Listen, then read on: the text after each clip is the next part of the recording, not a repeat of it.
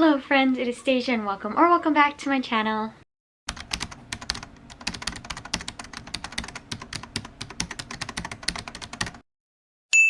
So, if you watched yesterday's video, today's video will be no surprise to you. Today I'm going to be talking about the worst books I read in 2022 according to Goodreads. So I went on Goodreads, I sorted my books by average rating, and these were in the bottom 10. Some I'm surprised about, some I agree with, some were just like, okay. So we'll see how it goes. Like yesterday's video where I did the best reads, I will start from 10. So this is number 10, and then the last video will be number 1. This was the worst rated book. So number 10, I thought I had this book, but I cannot for the life of me find it. So I may have unhauled it. I'm not entirely sure. I probably didn't. I just probably misplaced it. But it's fine. So coming in at number 10 is Darling by K. Ankrum. I read this book for a reading vlog, my Peter Pan retelling reading vlog. And I actually pretty much enjoyed it. So the average rating on Goodreads is 3.68, which is pretty on par with me where I gave it 3.5. This is a retelling where honestly, you don't really ever know what's going on until maybe the second half. The entire first half, you're honestly really confused. A lot is not being explained, and you're kind of just like following along. And then a lot of things do get answered in the second half. It was because of all that confusion in the first half where I was really close to kind of wanting to DNF it, but I pushed through a little bit for the vlog, which I'll leave down below and above if you want to check it out. So I mean, it was okay. The next one is The Keeper of Night. This average rating is 3.67, and I agree with it being one of the worst reads because I gave it 2 stars. I did not like this book. I thought it was really messy. It had a lot of potential that it just did not live up to, honestly. And, you know, I guess that just happens sometimes. But this was just messy, and then the ending of the book completely flipped everything onto its head. And it made the beginning half of the book made 0 sense. So I didn't necessarily love this book.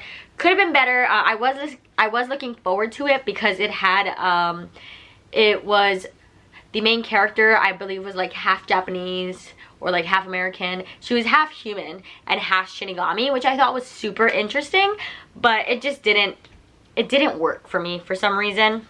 Number 3, I am simultaneously understandable but also surprised that this was on the list. But I mean, number 8, we're on number 8, but number 8 was actually Reckless Girls by Rachel Hawkins. I'm not surprised because I did like her other book, The Wife Upstairs, more, but I didn't think that this was super bad, I guess. The Goodreads rating is a 3.6, and I guess that's kind of on par with me giving it a 3.5 stars. But this basically follows a group of people who are on this island together, no service or anything, and then things just get kind of weird. I thought it had more potential. It was really, really slow.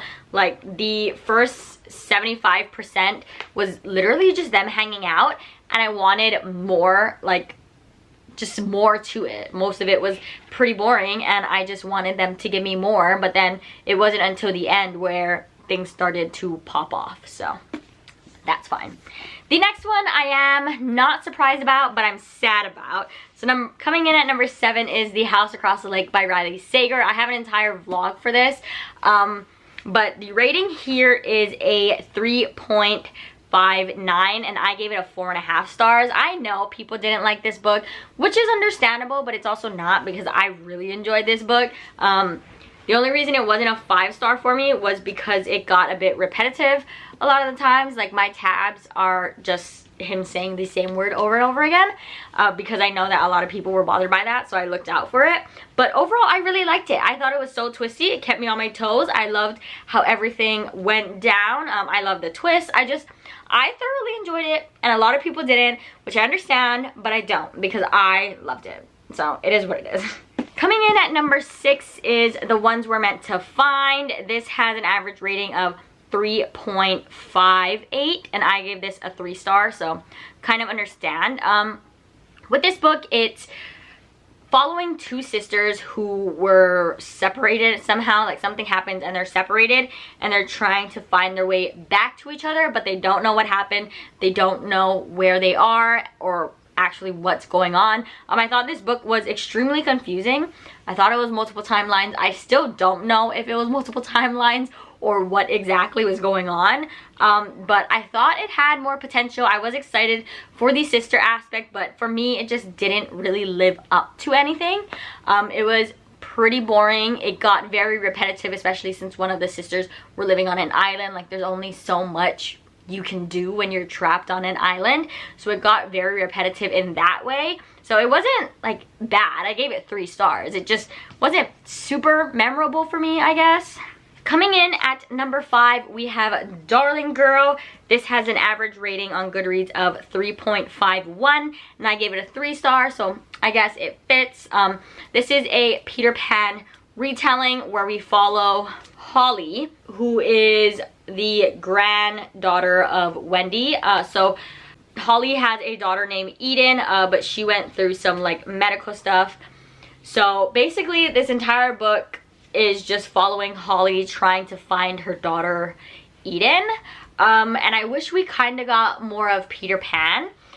This I guess follows more of a Wendy timeline and like what happened to her family like afterwards, like after the book and stuff, but I wanted it to be more Peter Pan. Like it got very repetitive in Holly just looking for her daughter in the wrong places, and we really just don't get answers because a lot of the time Holly is just like, oh, like I want to talk about it but I can't, like blah blah blah. So we got no real answers, and Peter was not in here as much as I thought he was going to be. I thought he was going to be a more important character than he was. He was important, but he wasn't like present as much, if that makes sense. So there's that. Coming in at number 4, I am surprised but not upset to find that it was The Hunting Wives by May Cobb. This has a Goodreads rating of 3.49, and I gave it a 3 stars, so I'm not really mad about it. I am surprised though because I thought that a lot of people were loving this book, so I was very surprised to find this on the list. Nonetheless, so I had really high hopes for this book. Lots of people were telling me I was going to love it. I was honestly super bored. Usually I love the like suburban wife drama, but I just felt like this didn't have much meat to it, and then like in the end everything just went up into flames and I was like, I don't know what I read. So the ending was shocking in what happened, but the entire rest of the book wasn't entertaining enough for me to want to rate it any higher. But like I said, lots of people love this book, so I was surprised to find it here.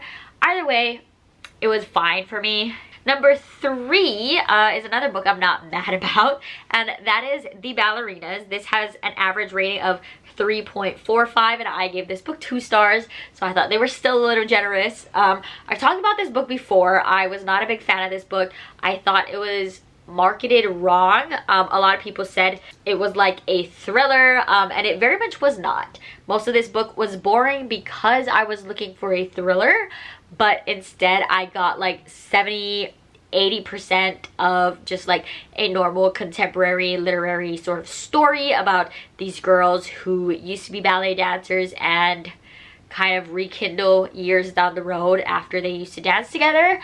And then the last 20, maybe 15% is when things got thrillery, I guess you could call it that. But it very much let me down. I went in with the wrong expectations. People marketed it as the wrong expectations, so it was very much a letdown. So if you're looking for a thriller, I don't necessarily recommend this as a thriller, but it could still be a good book for you, but just don't go in thinking it's a thriller. Like, it wasn't badly written or anything. I mean, I just didn't enjoy it. There was also many different timelines that got super confusing, and I wish that the author kind of narrowed that down a little bit, but it is what it is. Number 2 is one I'm kind of surprised about. So it was The Unmatched Makers. This has an average rating of 3.40, but I give this book 4 stars. This is sort of like a childhood friends kind of to lovers. So it follows these two main characters whose moms are like best friends. Like they've been best friends for ages. They've bonded over all of these different things that they've been through in their life, and so these two characters were always around each other, and then they meet years later for like this reunion thing. I think their moms bought like a vacation home, so they all go there and they realize like, hey, maybe I do have a crush on you, maybe we should explore this. So I actually really liked it. There is a lot of conversation to be had about like the relationship between Asian parent and child, because the expectations in this book are very real.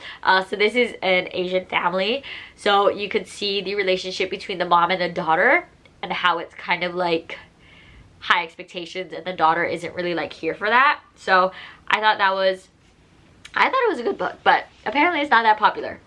And then number 1, with an average rating on Goodreads of 3.32, where I gave it 2 stars, was Dead to Her by Sarah Pinborough. So obviously I'm not mad about it. I gave it 2 stars. I have a vlog that features this book.